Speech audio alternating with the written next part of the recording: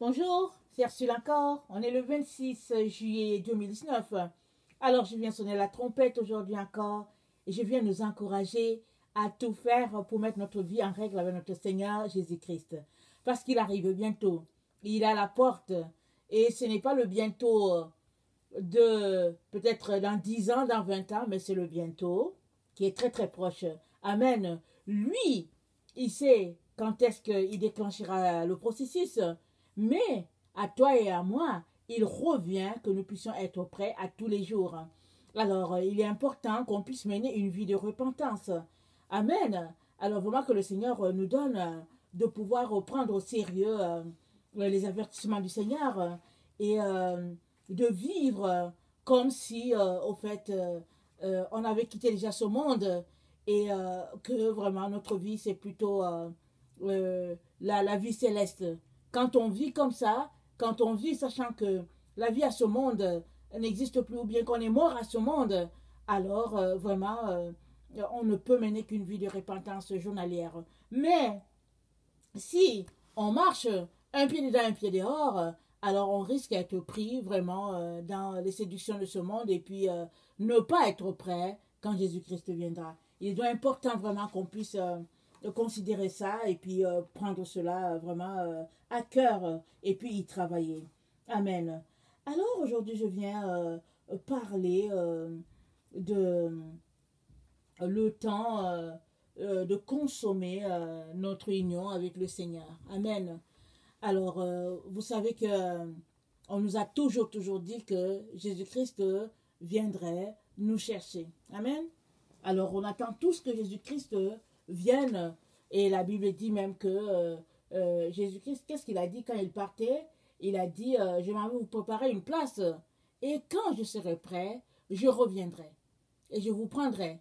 Afin que là où je suis, vous y soyez aussi. Et quand Jésus-Christ a parlé ainsi, il le disait à ses disciples. Et plus tard, à tous ceux-là qui se sont joints au groupe. Jésus est mort, il est ressuscité, il est parti, les disciples sont morts, et les autres sont venus, etc. etc. Et puis aujourd'hui, on est rendu au XXIe siècle. Alors ceux-là, ils ont déjà pu rejoindre le Seigneur. Alors, ils sont déjà dans la présence de Dieu. Et le jour où Jésus-Christ viendra et qu'il y aura la résurrection de mort, alors leurs corps ressusciteront et leurs corps rejoindront. Mais nous sommes la génération qui allons vivre les choses vraiment à life. Parce que, oui, il y a un groupe qui mourra et puis qui rejoindra le Seigneur. Mais nous sommes la génération qui verra le Seigneur venir dans toute sa gloire. Amen. Alors le Seigneur sait qui sont ceux-là qui seront là et qui sont ceux-là de notre génération qui mourront. Mais il nous revient à toi et à moi d'être prêts. Parce que nous sommes la génération de la fin. La génération où Dieu va apporter son règne de 1000 ans sur la terre. Et nous sommes vraiment dans cette étape-là où on est en train de passer de notre monde là à l'autre monde. Amen. Et le millénium, ça se passe sur cette terre. C'est 1000 ans de paix sur cette terre où, au fait, l'agneau va se coucher avec le lion. Et il y aura la paix vraiment sur la terre parce que tout ce qui est méchanceté, tout cela, ça ne sera pas là. Ça sera vraiment un règne, vraiment, selon Jésus-Christ, sur la paix, sur la terre pendant 1000 ans. Et ce n'est malheureusement pas tous ceux qui sont vivants sur cette terre qui vont se retrouver dans le millénium. Et il est donc important que nous puissions mener une vie loin du péché, de la méchanceté, pour vraiment nous positionner afin que nos jours soient prolongés sur cette terre. Amen. Alors, le Seigneur, donc, aujourd'hui, nous intéresse à la vie que lui-même il a menée. On la connaît, cette vie-là, une vie de sainteté, une vie de pureté, une vie où Jésus-Christ nous a toujours pointé Dieu le Père. Alors, dans Jean 1, le verset 14, nous sommes informés que la parole a été faite chair Et cette parole-là a habité parmi nous. Et nous avons contemplé la gloire, sa gloire, la gloire de cette parole-là, une gloire comme la gloire du Fils unique venu du Père. Amen. Et le Fils unique du Père, c'était la gloire de la parole. Elle a habité sur cette terre. Et donc Jésus-Christ, marchant au milieu des humains, a montré aux gens comment vivre, parce qu'il s'est dépouillé. Il n'a pas considéré sa position, il n'a pas voulu être égal au Père, et il s'est dépouillé, et il a revêtu la forme vraiment du serviteur. Alors Philippiens 2, le verset 5 à 15, nous donne le style de vie de Jésus. Philippiens 2, le verset 5 à 15.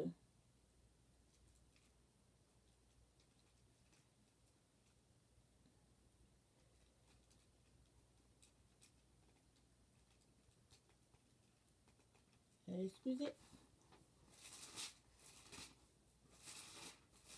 Philippiens 2, 5 à 15.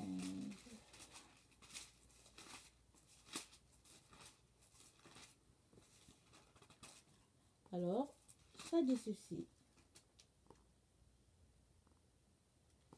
Il s'est humilié, attendez, je vais lire, mais, ok, Philippiens 2, le verset 5 à 15.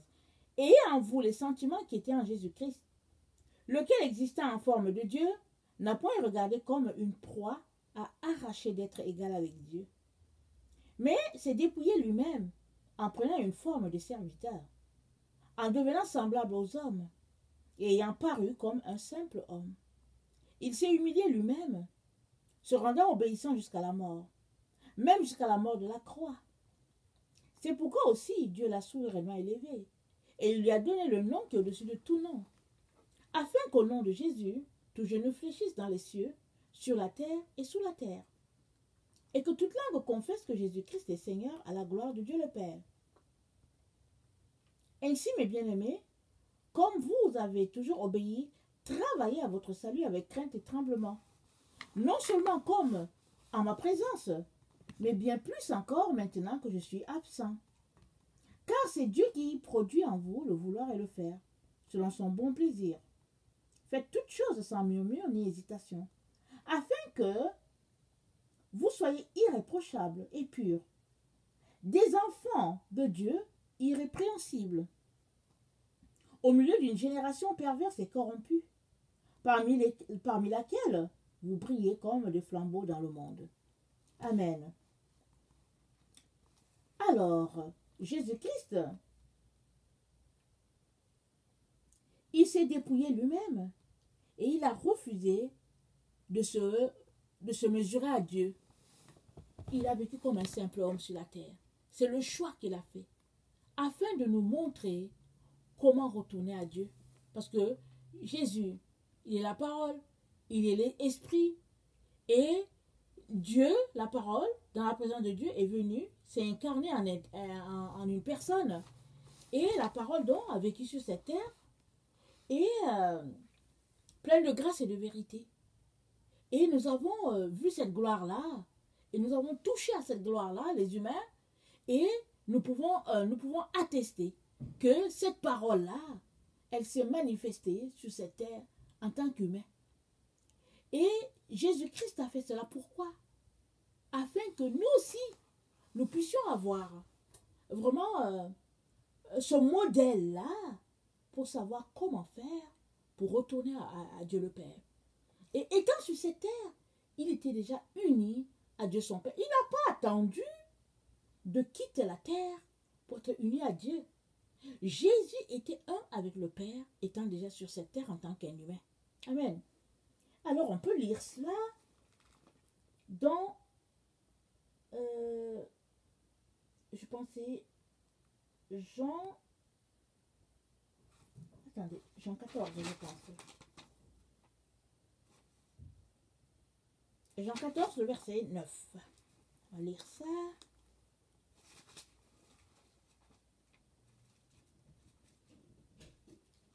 Jean 14, le verset 9.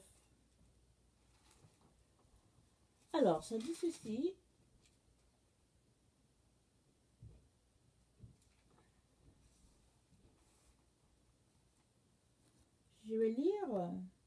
le verset 6. Jésus lui dit à Thomas, je suis le chemin, la vérité et la vie. Nul ne vient au Père que par moi. Si vous me connaissiez, vous connaîtriez aussi mon Père. Et dès maintenant, vous le connaissez et vous l'avez vu. Philippe lui dit, Seigneur, montre-nous le Père et cela nous suffit. Jésus lui dit, il y a si longtemps que je suis avec vous et tu ne m'as pas connu, Philippe. Celui qui m'a vu a vu le Père. Comment dis-tu, montre-nous le Père? Ne crois-tu pas que je suis dans le Père et que le Père est en moi? Les paroles que je vous dis, je ne les dis pas de moi-même. Et le Père qui demeure en moi, c'est lui qui fait les œuvres. Croyez-moi, je suis dans le Père et le Père est en moi. Croyez du moins à cause de ses œuvres. En vérité, je vous l'ai dit, celui qui croit en moi fera aussi les œuvres que j'ai faites. Et il en fera de plus grandes parce que je m'en vais au Père. Et tout ce que vous demanderez en mon nom, je le ferai afin que le Père soit glorifié dans le Fils. Si vous demandez quelque chose en mon nom, je le ferai. Amen. Alors, Jésus, il était un avec le Père étant sur la terre. Et il nous le prouve. Au verset 14, au verset 10, il dit, ne crois-tu pas que je suis dans le Père et que le Père est en moi? Les paroles que je vous dis, je ne les dis pas de moi-même. Et le Père qui demeure en moi, c'est lui qui fait les œuvres. Croyez-moi, je suis dans le Père et le Père est en moi. Alors Jésus nous montre le modèle pour être connecté à Dieu. Jésus était dans le Père et le Père était en lui. Et il nous a dit que si nous croyons, il va venir, il va faire sa demeure en nous. Et ainsi, on sera dans le Père et le Père aussi sera en nous. Parce que si Jésus fait sa demeure en nous, c'est que nous, automatiquement, on est dans le Père. Et voilà le modèle que Jésus-Christ veut pour chacun de ses enfants. Amen. Alors, devant un tel modèle, il nous revient, toi et moi, de travailler pour avoir cette union-là. Et une vie de péché ne nous permet pas d'avoir cette union-là. Et Jésus-Christ nous le dit pourquoi. Il a dit à Philippe, parce que il les a formés pour pouvoir refléter ce modèle-là. Et c'est pareil pour nous aujourd'hui au XXIe siècle. Jésus-Christ est en train de nous dire que ce n'est pas différent. Ce n'est pas parce qu'il était en chair sur cette terre que cette vérité n'est plus pour nous. Nous sommes appelés à refléter le modèle. Jésus en nous, nous en Jésus, et puis finalement Jésus en le Père. Et nous y compris. Et cela demande de se comporter comme Jésus-Christ l'a fait. Quand il s'est dépouillé, Philippiens 2 nous dit qu'il s'est dépouillé. Il n'a pas considéré d'être égal à Dieu. Donc Jésus n'avait pas un problème d'orgueil. Il a laissé l'orgueil à côté. Et c'est un élément pour toi. Si tu veux être un avec Dieu, avec ton Seigneur et puis un avec Dieu, très très important que tu puisses te débarrasser de l'orgueil. Si tu es orgueilleux, si tu penses et si tu as une bonne image de ta personne et tout ça là, tu formes un blocus dans ce que Jésus-Christ veut pour toi, entre toi et lui. Il est important que tu puisses te dépouiller de toi-même, te dépouiller de tout ce que tu considères, de tout ce qui a une valeur. Parce que Jésus-Christ, il s'est dépouillé. Il a vécu comme un simple homme sur cette terre. Amen. Et pourquoi cela est important? Cela est important parce que c'est à nous d'aller vers Dieu. Amen. C'est à nous d'aller vers Dieu, d'avoir cette union-là avec le Père. Et une fois cette union-là consommée, c'est là que Jésus-Christ nous prendra pour être avec lui. Amen. Et tu ne peux pas avoir cette union-là si tu as encore de considération pour les choses de ce monde. Tu ne peux pas. Tu as besoin de te débarrasser de tout ce que tu considères comme valeureux sur cette terre. Et ne laisser place qu'à Jésus-Christ. Et le Saint-Esprit qui a été donné pour nous amener à cette union-là.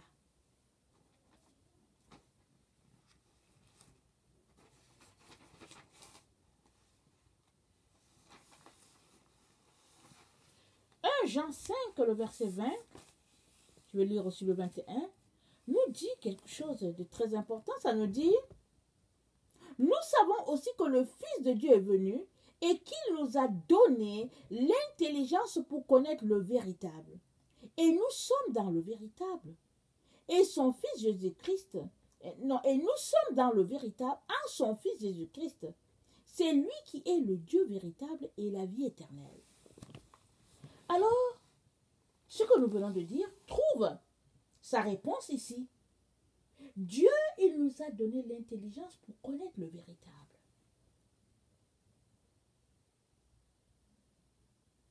Il te revient à toi, il me revient à moi de prendre cette intelligence-là que Dieu nous a donnée et pour agir dans le sens du véritable. Parce que les autres, le verset 19 nous dit que nous savons que nous sommes de Dieu et que le monde entier est sous la puissance du malin. Les autres sont sous la puissance du malin. Mais pour toi qui te réclame de Jésus, Dieu te dit que tu as l'intelligence pour connaître le véritable. Et une fois que tu connais le véritable, ne traîne pas. Ne perds pas le temps à soupirer encore après ces choses mondaines, après ces mondanités. Ne perds pas le temps. C'est le temps de consommer ton union avec le Seigneur. D'être parfaitement un. De te confondre.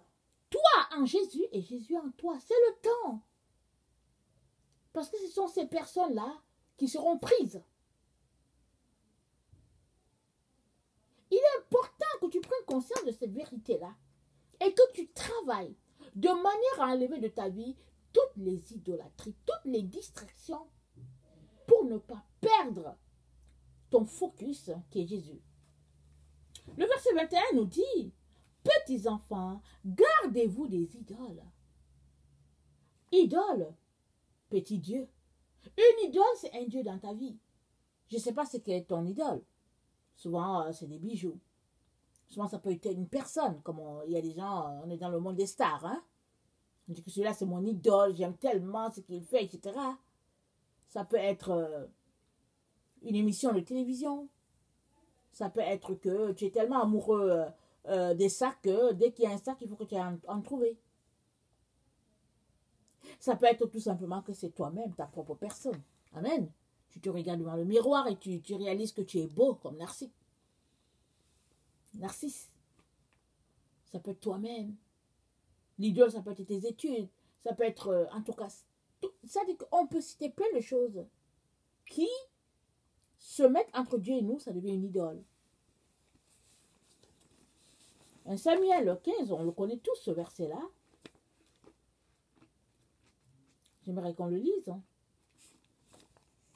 Le verset 22. Samuel dit, en Samuel 15, le verset 22, l'Éternel trouve-t-il du plaisir dans les holocaustes et les sacrifices, comme dans l'obéissance à la voix de l'Éternel? Voici, l'obéissance vaut mieux que les sacrifices, et l'observation de sa parole vaut mieux que la graisse des béliers. Car la désobéissance est aussi coupable que la divination. Et la résistance ne l'est pas moins que l'idolâtrie. Et les téraphins, puisque tu as rejeté la parole de l'Éternel, il te rejette aussi comme roi.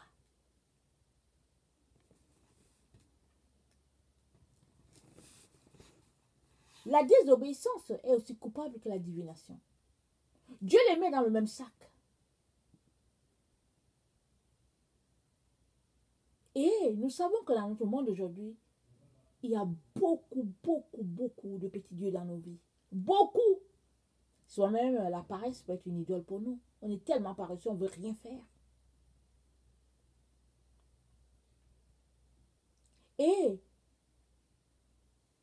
les idoles, donc, se mettent entre Dieu et nous, et cela nous empêche de nous emboîter parfaitement l'un dans l'autre avec notre Seigneur Jésus. Jésus en nous et nous en Jésus.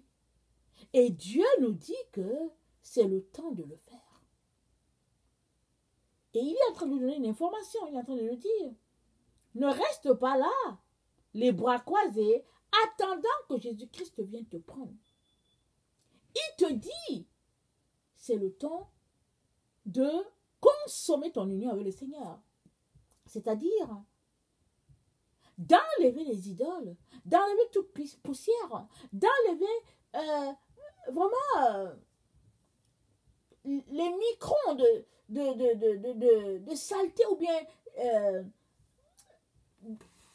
de particules entre le Seigneur et toi. Que ces particules soient peut-être ta parole, soit un film, soit Internet, les vêtements, ou bien tout simplement le fait que tu penses que tu es d'une certaine classe sociale. Tout ça, c'est de l'idolâtrie. Et le Seigneur nous appelle à nous en débarrasser pour nous connecter parfaitement à notre Seigneur. Parce que c'est le groupe de ceux-là qui seront enlevés. Ceux-là qui vont se confondre vraiment à leur Seigneur. Ceux-là qui vont vraiment s'emboîter parfaitement dans leur Seigneur Jésus. Amen.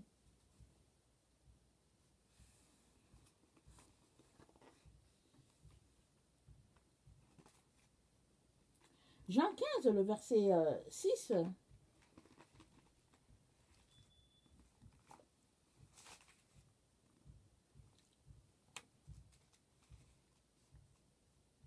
Si quelqu'un ne demeure pas en moi, il est jeté dehors, comme le sarment, et il sèche. Puis on ramasse les sarments, et on les jette au feu, et ils brûlent. Si vous demeurez en moi, et que mes paroles demeurent en vous, demandez ce que vous voudrez, et cela vous sera accordé. Demeurer en Jésus, c'est cela. Et demeurer, c'est quoi? C'est faire de la parole notre vie, le souffle qui sort de nous. C'est de vivre de la parole et puis de rayonner de la parole. C'est de cela. Et de sorte que les autres vont dire, mais écoute, on n'a plus de vie. Tu nous demandes de mener une vie qui n'est pas vivable. Mais justement, c'est la vie que le Seigneur nous demande. Et par le Saint-Esprit, une telle vie est vivable. C'est pourquoi il est important qu'on puisse rechercher l'Esprit de Dieu. Lui nous donnera de vivre cette vie-là. À quoi le Seigneur nous appelle. Amen.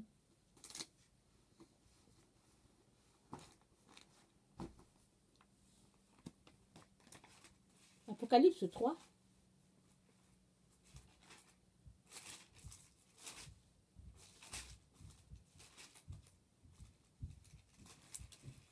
Le verset 14.